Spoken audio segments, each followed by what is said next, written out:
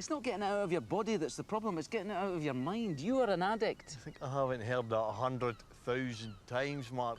You got 12 more steps for my comedy. So, be addicted. Be addicted to something else. Like you're running until I feel sick? Yes. Or something else. You've got to channel it. You've got to control it. People try all sorts. Some people do boxing. Boxing? Well, it's just an example. I don't mean you should... So what did you channel into? Getting away.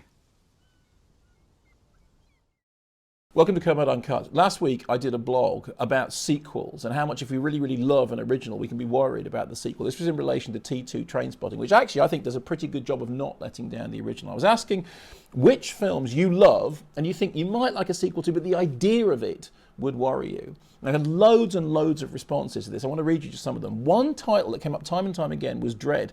This from Patch Adams' 1981. Carl Urban's Dread. Such a great adaptation of the source material and a shame it didn't do well enough to be granted a sequel. I've blogged here before about how I think I misread that film first time around. I don't think I was fair to it. I think it's a much better film than I gave it credit for when it first opened. He goes on to say, now if a follow-up was ever made, the studio would want it to be part of a wider expanded universe, which would take away from what made the first one so special. And that would indeed take away some of that unique quality. This from Small Clone, Derek Cianfrance's Blue Valentine. I want to know what happens to Cindy and Dean, but it might, just might, kill me. And that's exactly the feeling that I was talking about. You want it, but also at the same time you're worried about it. This from GBL89. I'd love to find out how the scattered characters of Paul Thomas Anderson's Boogie Nights are finding modern LA. Can you imagine? That's probably why it's best left alone. And this from Anthony Quinn. Close Encounters of the Third Kind. Wouldn't you just love to know what happened to Roy Neary for many, many years? I've thought about this. I am sure he would have some wonderful stories to tell. See, I'm still of the opinion that we've already got more of Close Encounters than we need. Going into the spaceship, all that stuff, didn't need that. I mean, I know there was some tweaking to be done to the first release, and I think there's now at least 3 different versions. Close Encounters was fine with just, you know, seeing him go off. I don't need anything beyond that.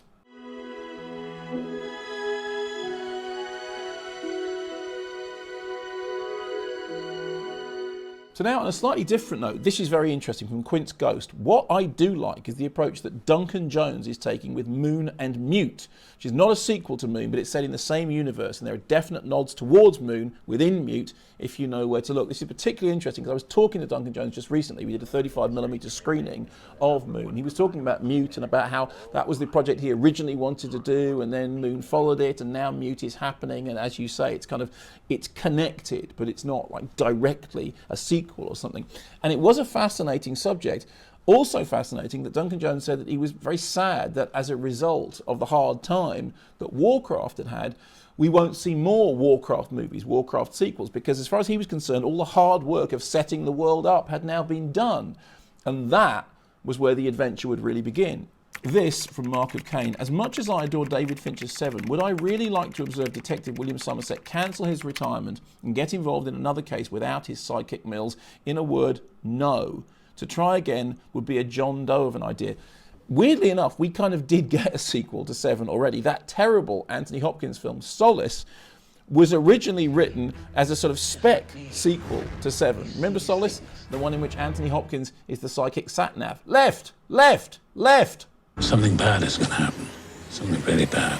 Moving on to some sequels that we are going to see. This from Paul Rooney. Alien Covenant is a worry for me. Yeah, you and everybody. Not because of the widespread critique received by Prometheus. Exactly the opposite. I'm worried that Mr. Scott will bend to public will and make a more Alien-like film, which is an interesting anxiety. And this from West 2003. I'm really worried about Guardians of the Galaxy 2. I absolutely love the first one and believe it's so good because it was refreshing amongst a sea of Marvel films that are either too generic in plot and premise or take themselves far too seriously. My anxiety comes from the prospect of Marvel inevitably making it a cash cow and removing all the charm, humour and uniqueness of the original. I'll be honest about this, I have a hunch that that's not going to happen. I have a hunch that Guardians of the Galaxy 2 is actually going to be good. Why? I have no reason for thinking that, other than I just remember the surprise of the first one being as good as it was. I think that Guardians of the Galaxy 2 might be okay. This from Richard Groves. The Mary Poppins 2 team are going to have to pull something as brilliant as Julie's interpretation of the part out of a very unique hat. Good luck. Yeah, good luck. Just a few final thoughts. This from Jimmy. This came up a number of times. My favourite film of all time is Withnell and I wouldn't change a thing about it, including the bittersweet ending. The idea of seeing them reunited again after all these years is a horrible thought, and I hope none of the makers or actors are ever tempted. Of course, if you're a big Withnell fan, you'll know that in the original ending, as it was originally scripted, there would have been no chance of a reunion. This from Sam. Dreaded sequel, Leon 2. Natalie Portman returns as a tough, vengeful assassin. God, no. This I really liked from D. Lost in translation never needs to be found in meaning, which is a lovely phrase. And just the last few here from Joel Wilson. This discussion immediately reminded me about the sheer beauty of Wong Kar-wai's In the Mood for Love and how he twisted and kind of ruined those characters in the messy, pseudo-poetic sequel 2046. I do remember seeing 2046 at Cannes and being really disappointed by it. I think I should revisit it because I think it's probably a better film than I remember. I remember really feeling let down at the time. This from Cords. Mine has already been made, but I'd rather pretend it hasn't. S. Darko, which is an absolute abomination. That's right. I can watch as many different cuts of Donnie Darko as we like. S. Darko we didn't need. This from Venser. I'd love to see a sequel to The Matrix, but I'd be worried that they'd turn it into some rubbish trilogy or something. I'm so glad the Wachowskis never made a sequel. Very well played. This from Iaj Miles, Blade Runner. Oh, wait.